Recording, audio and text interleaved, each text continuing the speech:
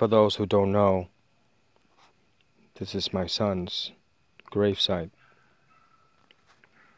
And every time I come here, obviously, I feel that connection that a father should have with his son.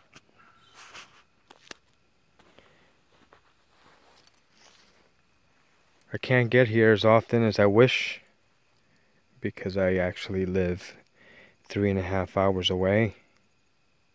But when I'm in the area, I make a point of coming here to pay my respects. Jonathan's body is laid in his place. I know that his soul is not here, but it's just a way to identify and come close with him. On this day, I brought something that I associate my son with, and that is his love for animals. And I kind of like this little bulldog right here, whom I have named Tom. This is Tom the bulldog. And along with that, I decided to bring some lively seasonal flowers. The yellow, which is great at this time of year. And something that I forgot to bring is a pumpkin. Not only is this the season that Jonathan was born in, which is not too far away. September 28th is Jonathan's birthday. But it's also the season of harvest. And that is meaningful, especially up here in Maine. I'll turn the camera around so you can see me.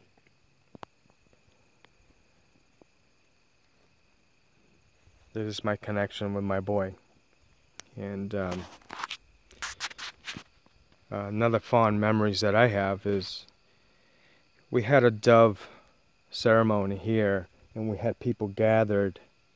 And what was really meaningful about that time is the fact that we had 12 doves, and the one that symbolized my son is the one that was standing on my finger, and he stood there more than a minute. And that's my connection.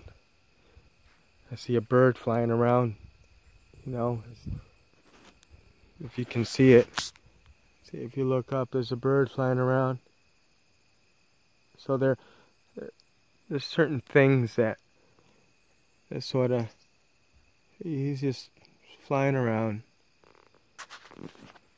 There's certain things that sort of put things into perspective, and sort of remind me of that time. It's been now 7 years, and I don't wish this on anybody. I'm not trying to film myself crying, but it is touching. Just being here and knowing that here's where I laid my son's body. This is why I come here. It's my connection toward the last place I saw him last. I really wish that in a heartbeat I would give up 10 years of my life to have my son just a little while longer. I know that's not possible. That's probably our human side thinking, you know, but it's touching to me to be here. There's a lot of people that come here. There's a lot of people that do not. You know, a lot of people claim to be his friend, but they don't even mention his name hardly anymore. I mention his name because his name, Jonathan Kalani, means a lot. His name is meaningful because it was mine. He's an offspring of mine. Kalani is a name that both myself and my first wife Anna chose, and it has meaning. Kalani means leader, chieftain, forgive me. Puerto Rican side is coming out. Sometimes I can't pronounce words. I think in English, translate it into Spanish, and then try to articulate and speak it. And that's why sometimes things don't get pronounced the way they should. But Jonathan Kalani was and always will be someone meaningful in our lives, and his memory lives through me, and it lives through his sister Alana, his sister Erica, and even though Daniel doesn't remember much about Jonathan, it lives through him too, because I talk to him about Jonathan, and a lot of Daniel comes out, and I see Jonathan right through Daniel. So this is the place where I find refuge, connection with Jonathan, and it brings me peace to be here. I'm gonna walk out to get his pumpkin. I don't wanna leave it in the truck. So. And speaking of birds, along with the dove that wouldn't leave my finger, which was extremely meaningful to me, I also brought my little birds with me on this trip. They're actually Daniel's birds. But here they are. Snow and Cloud. Daniel named them. Oh, this is Snow and Cloud, and I have my pumpkin. This is Jonathan's pumpkin for this season. I will be back at some point, because Jonathan's birthday is on September 28th, and I'm gonna see if I can make it up here. So, as we come here, we always have this connection, which is great. Jonathan was loved by many. Jonathan was also a very courageous kid. He was a good wrestler, and as much as we wish that he lived longer, God has a purpose. I'm not saying that God took him. I'm just saying that there was a circumstance for which Jonathan departed. So here we are, and I'm going to put this pumpkin here for him. His grandfather, Bill Stewart, that many know, he sits back here.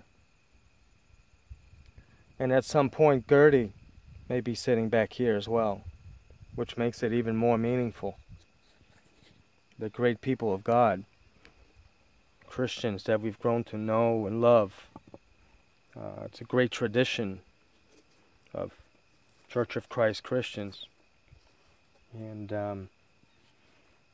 that is a good example to follow. And people are faithful. So here's Jonathan's pumpkin. So I will conclude this video. But first I'd like to say, sometimes we try to give our children a good example. We fail as parents. We do. We fail as parents. But sometimes, no matter how much you tell your children to stray away from danger, it's that very danger that excites them and draws them in. All we can do is hope that all of those small talk, all of those speeches, the very talks that they dislike, because they don't like those talks, it's boring. But you know what? They're not boring. They're parents who are concerned, who see a pattern, and suddenly they want to steer their child away from that pattern, from what we're able to see, where things are going, and where they may be at in the future. So based on that, we have those conversations. These are conversations that are necessary. And eventually they get it. Some kids get it sooner than others. My son is a statistic. My son didn't get the point when he should have. He was too impulsive. Good person. Big heart. Loved people.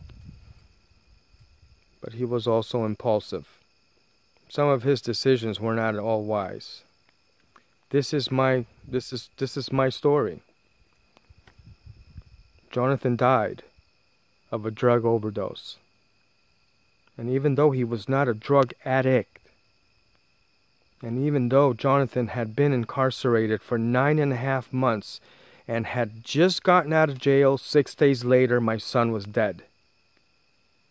My son died of a methadone overdose.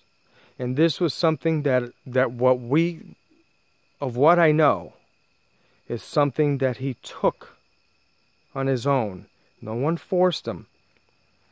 But he made a decision, a conscious decision, to take this stuff. And it caused his demise.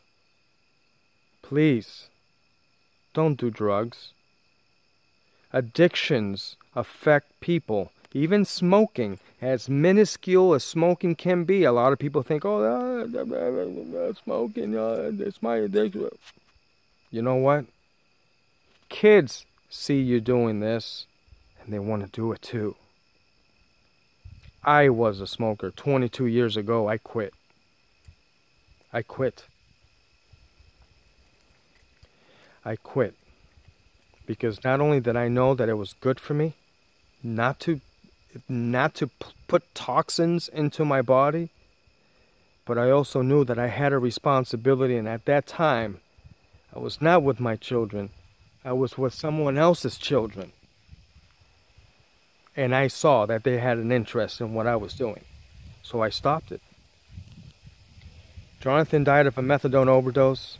Another friend of ours who's a local cop here, Matthew Baker, that many know, his daughter died of a heroin overdose. Okay, so this could happen to anybody's child. And it's still happening to many. Have some conversations. If you're addicted to something, my friend, you need to kick the habit. Addiction is a sorry thing.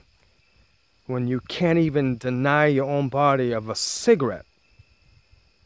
I have a big problem with that. So, but here I am at the cemetery because my son died of a toxin that he put into his body. Experimental. It was experimental. He took 2 dosages. That's what we hear. 2. And the thing with methadone is once you mix it in with alcohol, it's deadly. You don't come out of that. Okay? And especially not Jonathan, whose body was clean. Incarcerated for 9.5 months, he was clean. Okay? So, I will leave you with this thought.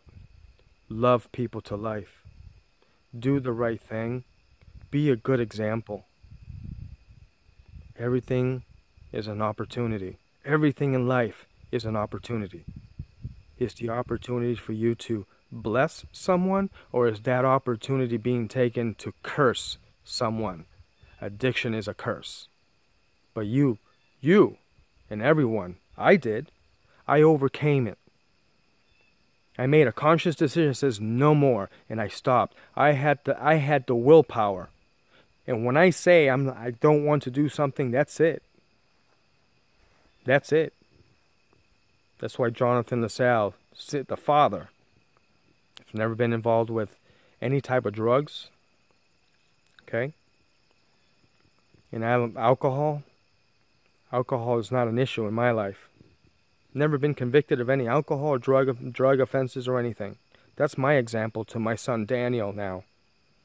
He knows that Daddy is a hard worker. Always been since the age of 8. A newspaper boy getting up at 4 o'clock in the morning to deliver my newspapers for people. I did that for 7 years. And from then on, I've been a hard worker. I've always been working, responsible. In that sense, I too was also impulsive. But you know what? I learned from my mistakes. I will turn this camera around to end with Jonathan's grave.